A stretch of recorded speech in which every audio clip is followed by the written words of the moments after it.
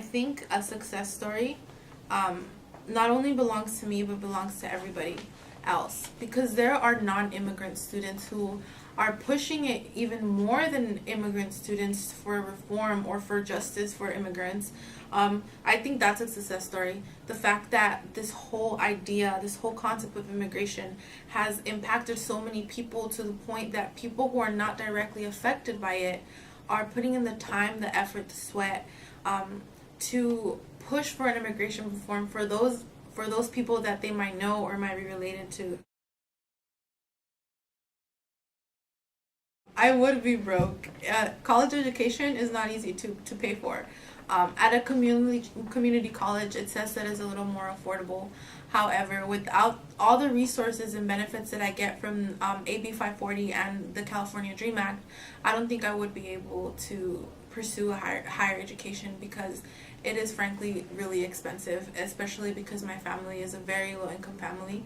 I'm one of the sole providers, so not only would I have had to provide for my family, and I did for a while, but I would have also had to pay about $2,000 a semester if I wanted to take about 3 classes, and that doesn't include transportation or books.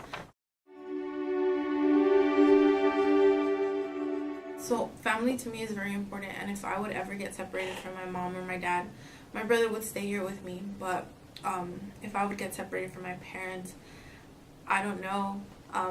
I can't answer that. What I do know that it's a very difficult situation, and it's just sad that in a way this nation as a whole is okay with doing that, separating families, separating kids from their mothers. Seeing that mothers are very vital to children, especially children of a young age, from months old to, let's say, the teens at least. So it's really sad to me, and I think that I will definitely be pretty devastated. And I did get separated from my parents for a while. I'm not going to go into depth, but it was the most horrific thing that I've gone through.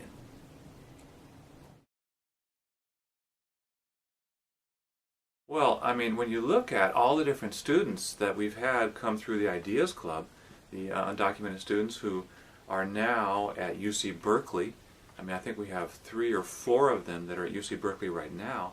To me, that's a tremendous success story, because that's one of the hardest four-year colleges to get into, and that tells you the quality of students that we have in the undocumented community here at Mount SAC.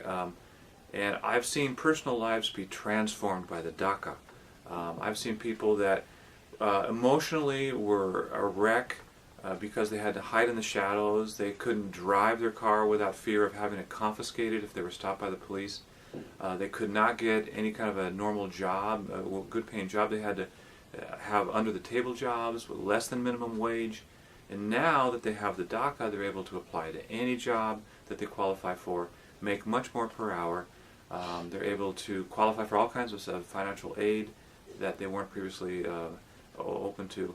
And it's just opening their lives in so many ways and helping them to attain their academic goals in ways that helps them mentally, emotionally, and in every way, spiritually too. I mean, it's been wonderful. So there's many, many cases that I've seen. That this country is a country of immigrants. If you look at the history of this country, from Plymouth Rock all the way through, the beginning of this country, 1776, we're talking about people that have come here from other countries, from Europe, from England, from different parts of the world. And so it's kind of ironic, in my opinion, that we have we have immigrants who don't like immigrants. Basically, if you look at who your ancestors are, they didn't come from this country unless you're an indigenous person whose ancestors were in the indigenous peoples. And so if your ancestors came to this country and were welcomed in this country, even though they didn't have any kind of papers, why would you be so against other people coming into this country in a similar kind of a way? This country is known for its plurality, for having all kinds of different cultures welcome here. In other words, what makes this country so special is the way in which we all are able to get along with each other, even though we're so different, even though we come from different places, speak different languages at home, we eat different kinds of foods. And so I think that it's really important for people that oppose immigration reform to realize that they need to be aware that their forefathers came from somewhere else, and that these people here were actually here before the Europeans were here. If you talk about, especially talk about the Latino culture, Mexico, this was actually part of Mexico before. And due to political instability in Mexico, it was taken over by what became the United States. And so I think it's important that we have a wider perspective, and that we see that there's nothing wrong with immigration, and it makes this country a stronger country.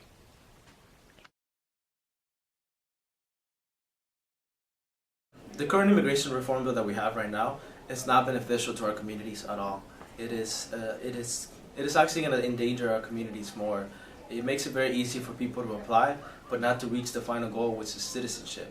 And unfortunately, the bill is set up with many barriers and cracks along the way, the 13-year path that it takes for them to potentially reach that goal. And if they don't reach the goal, unfortunately, it leads to deportation. So that's the bad about the current immigration reform that we have right now. Now, a good immigration reform for us would not do any of that stuff. It will actually set a fair and obtainable path to immigration, for citizenship. That's essentially what we want. We want it to be fair and attainable. The current one that we have is not.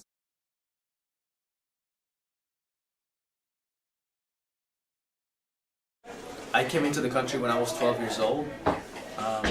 I didn't speak any of English, and somehow I'm here at Mount San Antonio College. I'm on my way to hopefully transfer to UCLA next year, where I plan to graduate with a math degree. I want to teach at the high school level and then at the university level.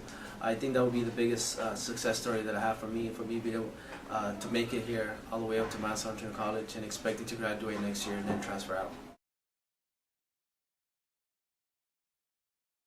If it wasn't for 8540, I would not be standing here talking to you. There is no way that my family or myself would have been able to afford tuition to come here to Mount San Antonio College. We can't pay the national fees. It's a ridiculously amount of money for our communities. So yeah, it would not be realistic.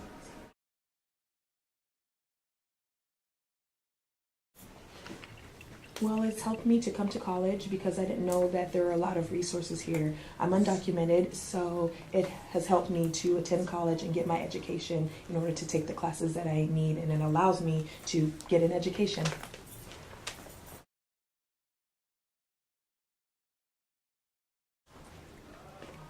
Oh wow, they think it's great and they're very proud of me. I'm actually the first member of the family to attend college.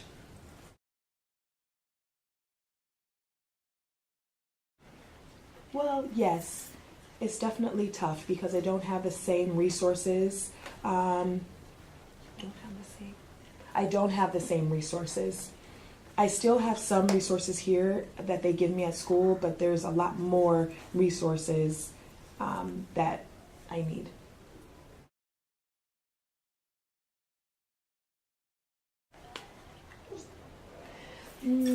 It's tough. It's tough.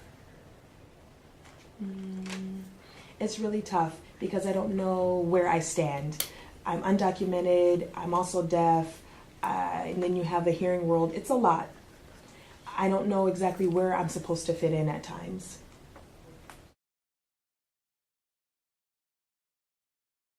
I went to a retreat and I feel like I was left out. I wasn't really involved in the activities there. The last day of that retreat that I attended, there was a meeting with the board, there was a panel, and one of the board members said to me that undocumented students don't have a place here at Mount Sac, and that made me very angry. I didn't say anything at the time. Some of the people there, I was able to tell a few people how I felt, and I started to realize that I'm like those other people that I was giving my story to, because sometimes I can't share the same viewpoint with others that are not in the same situation I am. So when talking to other people that are in the same situation I am, I feel a lot more comfortable.